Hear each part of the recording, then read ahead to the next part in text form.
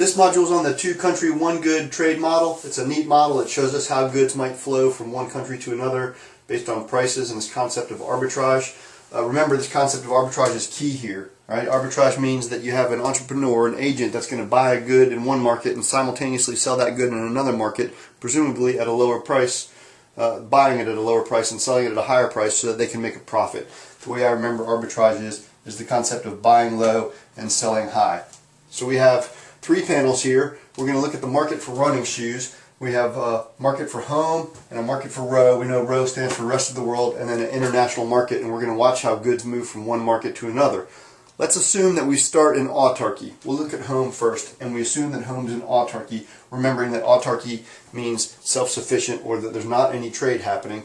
We have an upward sloping supply curve and a downward sloping demand curve. You might note that I've deliberately made those curves kind of high on this graph, and I'm trying to get that equilibrium to be high. I'm trying to make running shoes be expensive in home and cheap in row to show you how they might flow towards home through international trade. So if home's in autarky, this is going to be the price of running shoes, and that's going to be how many are sold. And then I've shown supply and demand in row, and you might again notice I've made those deliberately low, again trying to show you that prices are cheap in row for running shoes. So you have a downward sloping demand curve, D, and then you get the star there. All that star means is that we're looking at the row market, and the upward sloping supply curve. And if row is in autarky, no trade, then P star is going to be the equilibrium price, and that's how many running shoes would be sold. So both these countries are in autarky. Let's now relax that and allow them to open up to free trade. So now goods can move back and forth. Some entrepreneur, some business person is going to say to themselves, I got a great idea. I'm going to buy running shoes in this market. I'm going to transport them to this market. I'm going to sell them at a higher price, and I'm going to make profit. That's arbitrage. Somebody's going to do that. So how many of those are going to be moved?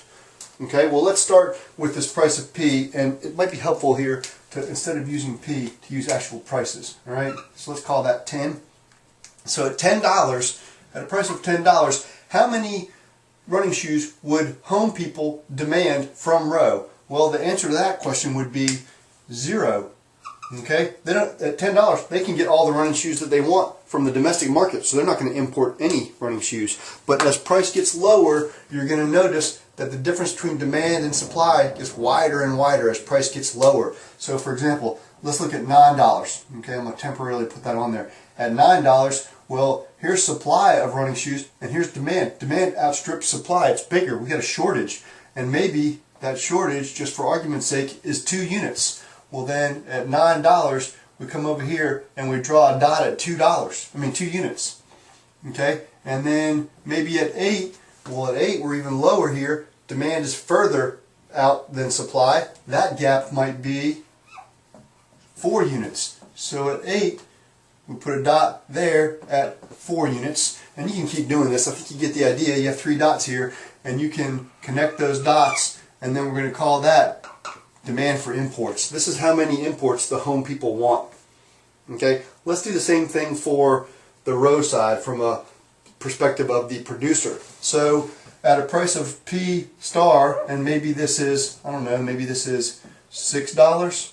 At $6, how many shoes, how many running shoes would row producers want to ship to home? And the answer would be 0.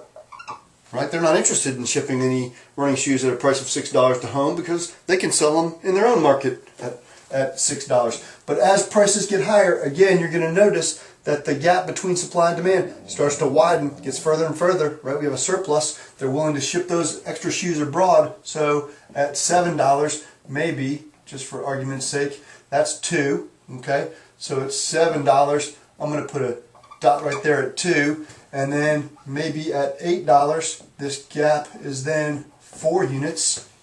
Right, so at $8, I'm going to put another gap at 4 units, and then I can connect those dots, and I get the supply of imports. This is from the home perspective, the supply of imports coming over.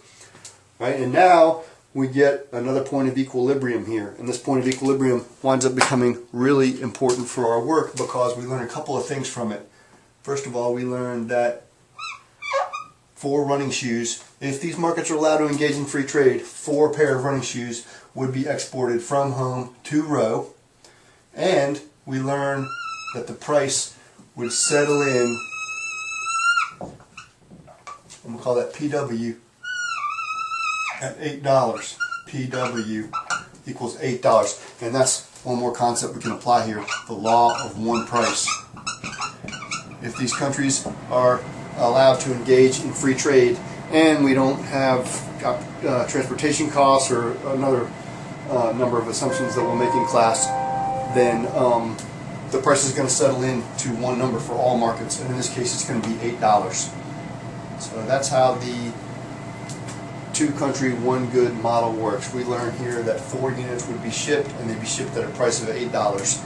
And then that 4, just to check your math and make sure this is working, that 4 units that you get is the same as that gap, right? And that's 4, and it's the same as that gap. Why? Because these 4 shoes bounce off the international market and land in the home market.